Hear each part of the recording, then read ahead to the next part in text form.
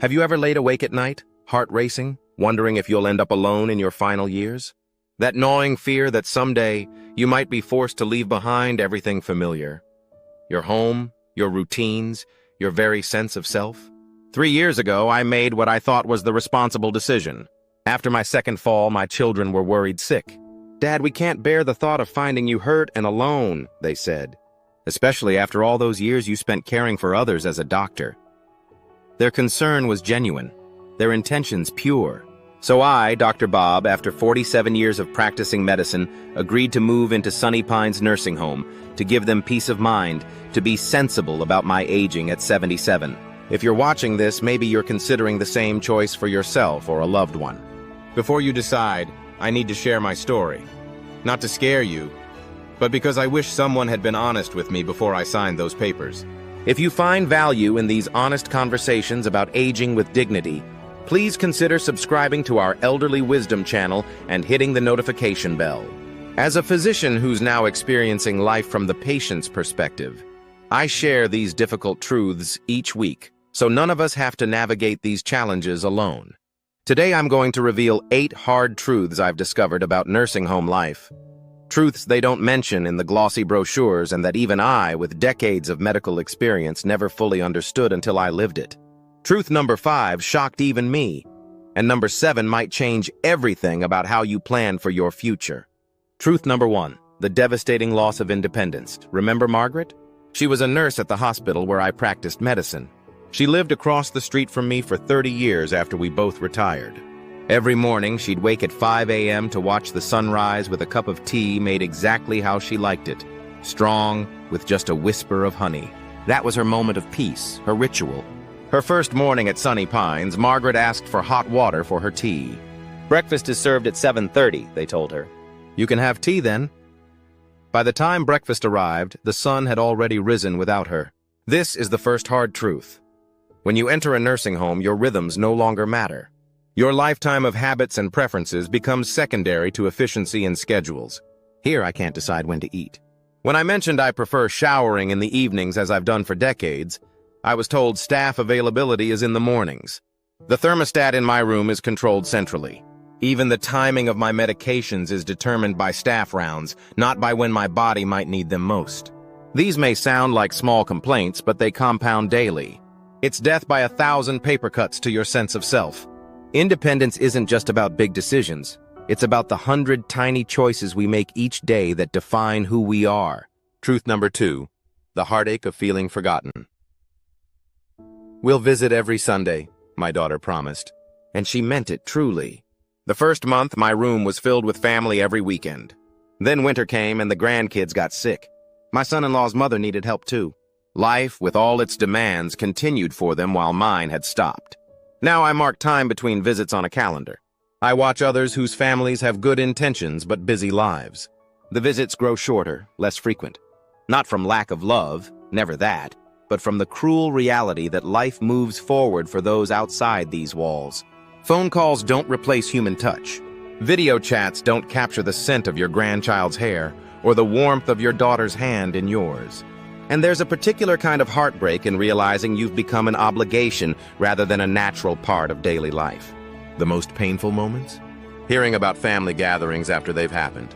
Seeing photos of celebrations you weren't well enough to attend. Realizing new memories are being created without you. This isolation isn't just emotional, it affects your health. Studies show that loneliness increases the risk of premature death by 26%. That's higher than obesity or air pollution. Truth number 3, the struggle to maintain purpose. For 43 years, I was a kindergarten teacher. Every morning, 20 small faces looked to me for guidance, comfort, and wisdom. My garden was the envy of the neighborhood. I volunteered at the library twice weekly. My kitchen was where family gathered for Sunday dinners. Then suddenly, my life's purpose was reduced to being well-behaved and following the facility's schedule. Here's what they don't tell you. Nursing homes are designed for care, not contribution. The message becomes subtle but persistent. You're here to be maintained, not to grow or give. Robert down the hall was a master carpenter. Now his hands, though still capable, rarely hold tools. Elaine was an accomplished pianist who now listens to pre-recorded music during activity hour. The scheduled bingo games and craft sessions, while well-intentioned, cannot replace the deep sense of purpose that comes from genuine contribution. Without purpose, depression sets in. I watched it happen to my roommate, Eleanor. Within 6 months, she stopped getting dressed. Within a year, she rarely left her bed. It wasn't her health that declined first. It was her will. Truth number 4, the acceleration of physical and mental decline. You'll get the care you need here, they promised. What they didn't say was being surrounded by illness and decline shapes your own health journey. As a doctor, I've always understood the physiological aspects of aging, but experiencing it firsthand in this environment has been eye-opening. There's a phenomenon called contagious aging. When you're constantly exposed to frailty and decline, your self-perception changes. You begin to see yourself as similarly frail, and your body often follows your mind's expectation. I arrived at Sunny Pines able to walk unassisted. Within months, I found myself reaching for support. Was it because I truly needed it, or because I saw everyone around me using walkers and wheelchairs? The line blurs. The constant exposure to loss is traumatic. In my first year, 11 residents on my floor passed away. Each death ripples through the community, leaving unspoken questions. Am I next? Is this what awaits me too? This isn't to say excellent medical care isn't available, but medical care alone doesn't create health. Movement, meaning, fresh air, naturalist sunlight, nutritious food that brings joy, laughter, these essential elements are often in short supply. If these truths are resonating with you, if you've witnessed a loved one's spirit dim in an environment like this, or if you're concerned about your own future, I'd appreciate it if you'd comment "I do" below. Not only does this help others find this vital information, but it reminds us all that we're not alone in seeking more humane approaches to aging. It lets me know that these difficult conversations matter. Now let me share perhaps the most personally challenging aspect of nursing home life. Truth number 5. The erosion of privacy and dignity. Before moving here, I never thought twice about simple privacies. Closing my bathroom door, changing clothes without an audience, having a conversation that wasn't overheard. As a physician, I spent decades on the other side of this equation, examining patients, discussing their intimate bodily functions. I always tried to preserve their dignity, but I never truly understood how it felt until now. Now, staff members enter my room with a quick knock that doesn't wait for response. My body, once known only to my husband and my doctor, is examined, cleaned, and dressed by rotating staff members, some of whom I met just days ago. Thomas, a retired judge who lives down the hall, described it perfectly. I spent decades commanding respect in a courtroom, only to have strangers comment on my bowel movements. This loss of dignity isn't intentional. Most staff members are compassionate people doing difficult work, but the institutional nature of nursing homes makes preserving dignity nearly impossible. When Maria fell trying to reach the bathroom without calling for help, she was placed on what they call enhanced supervision, meaning someone checks on her every 15 minutes, even throughout the night. I was trying to maintain my independence, she told me tearfully. Now I don't even have privacy in my sleep. Truth number 6. The financial drain that limits options. Your savings will cover several years, my financial advisor assured me. What he couldn't predict was how costs would increase or how quickly my options would diminish once I entered the system. The average nursing home costs between $7,000 and $15,000 per month. Medicare covers little of long-term care, and Medicaid requires spending down nearly all your assets. My savings, intended to be my children's inheritance, are disappearing month by month. More devastating than the cost is the realization that financial resources determine your quality of care and dignity. Private rooms cost more. Additional therapy sessions cost more. Even having fresh flowers in your room or eating food that resembles what you cooked at home becomes a luxury only some can afford. Once your savings are depleted and Medicaid becomes your lifeline, your choices narrow further. Facilities that accept Medicaid patients often have lower staff-to-resident ratios, meaning less individual attention, longer waits for assistance, and fewer resources for quality-of-life enhancements. Truth number 7. The difficulty of reversing your decision. Perhaps the cruelest truth is this.